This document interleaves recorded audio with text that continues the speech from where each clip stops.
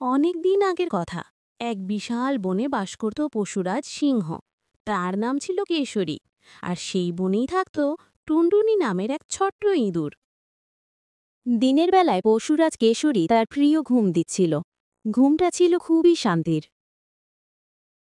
টুনটুনি গাছের কাছাকাছি ঘাস কাটতে এসে সিংহকে দেখে। সে প্রথমে ভয় পায়, কিন্তু কৌতূহলে এগিয়ে যায়। বাহ, এত বড়! এই কি সেই পশুরাজ? একবার কাছ থেকে দেখি।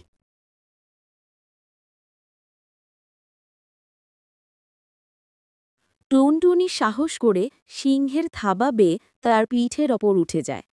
সেই সিংহের পিঠে মজা করে দৌড়াদৌড়ি করতে থাকে। ইঁদুরের পায়ের সুরসুরিতে সিংহের ঘুম বাতলা হয়। হা হা হা, কি নরম! এটা তো খেলার মাঠ। টুনটুনি লাফাতে লাফাতে সিংহের নাকের খুব কাছে যায় এবং অসাবধানতাবশত তার নাকের ফুটোয় একটু সুরসুরি দেয়। কে তুই? দ্রুত থাবা দিয়ে টুনটুনিকে ধরে ফেলে। টুনটুনি ভয়ে কাঁপছে। সাহস কত! আমার ঘুম ভাঙালি! তোর এই স্পর্ধার শাস্তি হল মৃত্যু। মহারাজ, দয়া করে আমাকে ছেড়ে দিন। ভুল হয়ে গেছে। আমি না জেনে অপরাধ করে ফেলেছি। কিসের জন্য ছাড়ব? এক থাবাতেই তো শেষ। মহারাজ, আমি কথা দিচ্ছি, আমি আপনার এই উপকারের প্রতিদান দেব। সময়ে আমিও আপনার উপকারে আসতে পারি। তুই তুই আমার কি উপকার করবি? তুই তো এক রত্তি। যা, তোর মতো তুচ্ছ জিনিস মেরে হাত নোংরা করব না। চলে যা। অনেক ধন্যবাদ মহারাজ, আপনার দয়া আমি ভুলব না।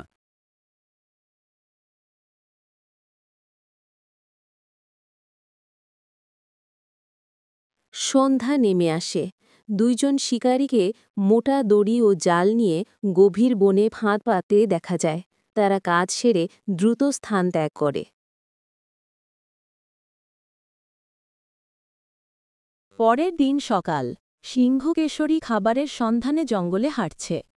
কাল তো শুধু ঘুমই হলো, আজ ভালো করে শিকার করতে হবে।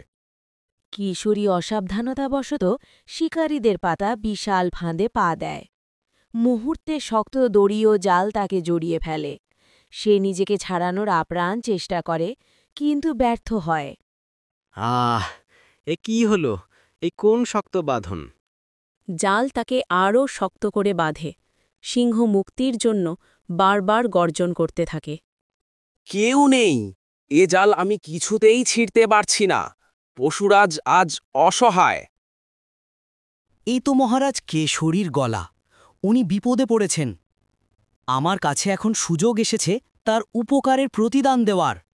আমাকে যেতেই হবে।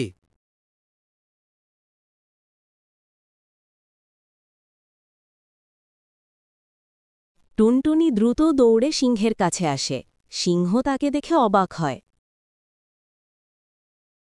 টুনটুনি, তুমি তুমি এখানে কি করছো?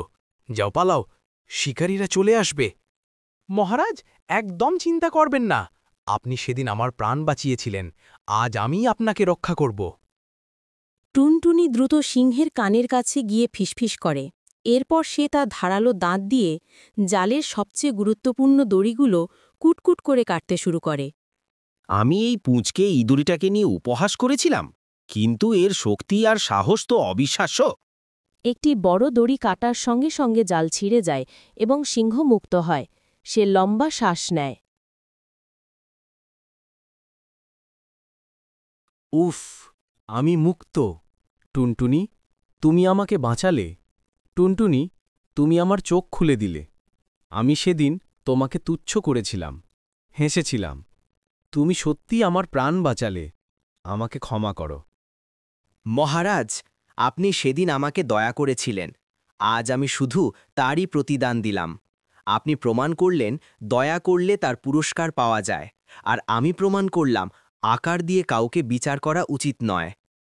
এইভাবেই পশুরাজ কেশরী ও ছোট্ট ইঁদুর টুনটুনির মধ্যে এক গভীর বন্ধুত্ব তৈরি হল। মনে রাখবে, ছোট বলে কাউকে তুচ্ছ করতে নেই। বিপদে যে কেউ তোমার উপকারে আসতে পারে। ছোট বলে কাউকে অবজ্ঞা করতে নেই।